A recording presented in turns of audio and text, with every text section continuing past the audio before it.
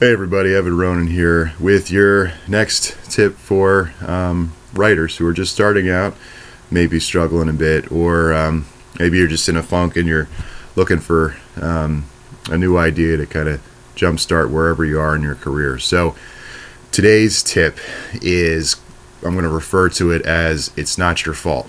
To steal the line from Good Will Hunting, it's not your fault. So today is all about mindset and recognizing the fact that there are many different parts to our brain, and the creative side is just one part or several different parts of the brain, while there are many other things going on inside your head.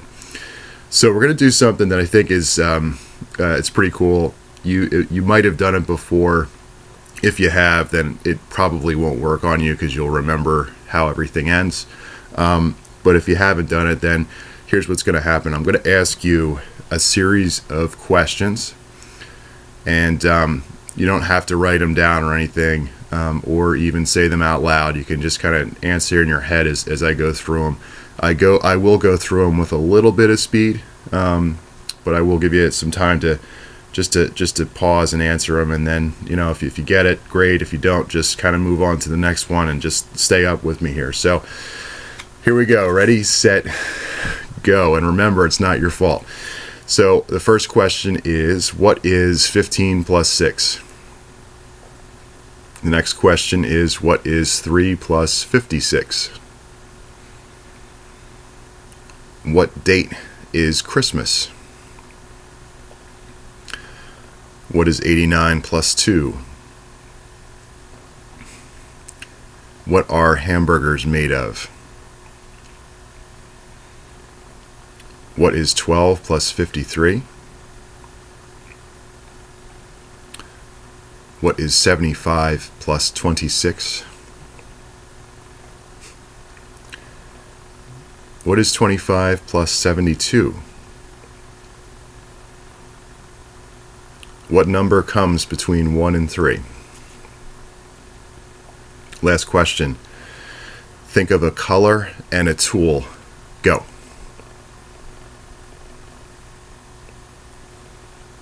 Okay.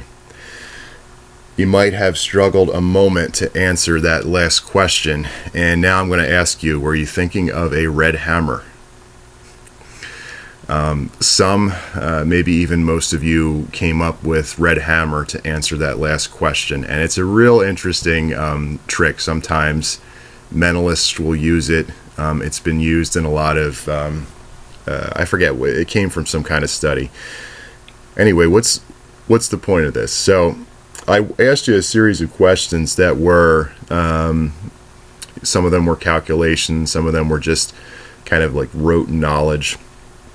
And those questions were specifically designed to engage a certain part of your brain. So the part of your brain that answers questions like that was very active, while kind of everything else was, all the other areas of your mind weren't so active. And then, so we kind of lulled you into this this way of thinking, this way of processing information, and then the shift at the end is to a different kind of question where you're being asked to kind of come up with, there's no right answer there. You're being asked to come up with something that you kind of just create yourself. It engages, in other words, a very different part of your brain. So what's the lesson here? The lesson is this. We often think of the brain as one discrete unit, and it's not. Your mind, this fantastic thing that you have, developed over hundreds of millions of years of evolution. And to oversimplify things, a lot of people will say that there are actually 3 brains that you have, and they all kind of do different things, and they interact to a certain extent, and it's kind of those funny interactions that lead to our behaviors. It's way more than anything I can go into in this video, and I'm not even qualified to talk about all of that.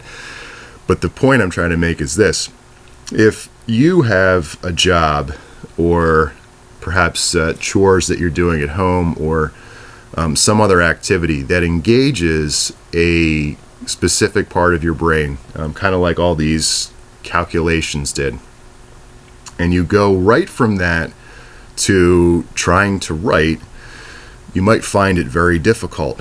You might not be able to write at all for a few minutes, or if you are able to start, maybe the words you're getting out are, shall we say, a bit uninspired, perhaps unoriginal.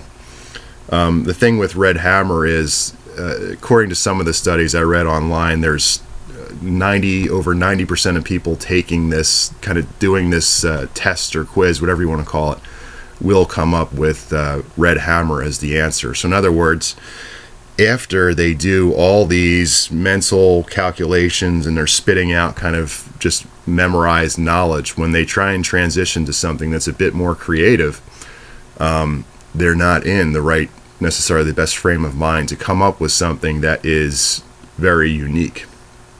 So going back to the title of this post, it's not your fault.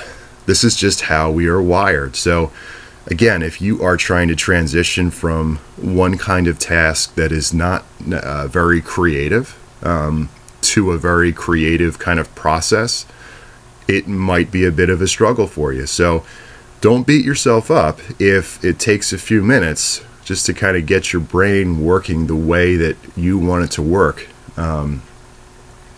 It's going to take some time. It's just the way you're wired. So I'll repeat it again. It's not your fault. You might just need a few minutes to get into the right frame of mind and to kind of switch off one part of your brain and get that other part of your brain going.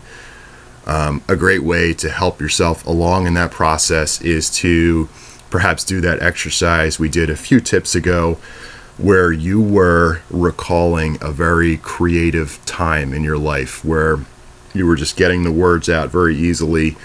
And remember, we walked through kind of the steps, like you were just actively remembering everything, what you saw, what you heard, what you felt, and you were filling in all the details and making them really big and bold and bright. And then at the end of that exercise, hopefully you weren't imagining or remembering the state. You were actually back in the state. So give that a shot. Or perhaps just give yourself a few minutes for your brain, for your one part of your brain to kind of chill out, and then your other part of your brain to warm up a little bit and get into the flow. So just remember, it's really important to remember this, because most writers I know, writing is not necessarily their full-time job.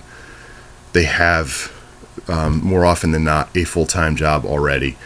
Perhaps that job requires you to perform mental processes like this. And if you're trying to go right from that to doing something creative, it's a bit of a struggle. So just keep that in mind and be easy on yourselves, guys. It's not your fault. It's just how you're wired. So, okay, that's enough for today's tip. Remember to click subscribe to this channel just to get these videos as I push them out. This wouldn't be a video if I didn't plug myself. So, Out of the Fire, the post-apocalyptic fantasy thriller I co-authored with Nathaniel Green, will be out in a few short days. December 16th. I will drop an active Amazon link when it's available. Maybe I'll update this video, or I'll push out another video on the day of release just to let everybody know. All the feedback we've gotten from advanced readers has been really fabulous, and they're describing it as a book that they blow through in two or three sittings. So it sounds like we hit all the right notes with it. So we're really, really excited. We're about 90% of the way through the sequel already, and in the planning stages of the third book. So Out of the Fire, December 16th. Check it out. More information on that to come. So again, just thanks for watching. If you have any questions for me, please email me at ronaniswriting@gmail.com. And remember, it is not your fault.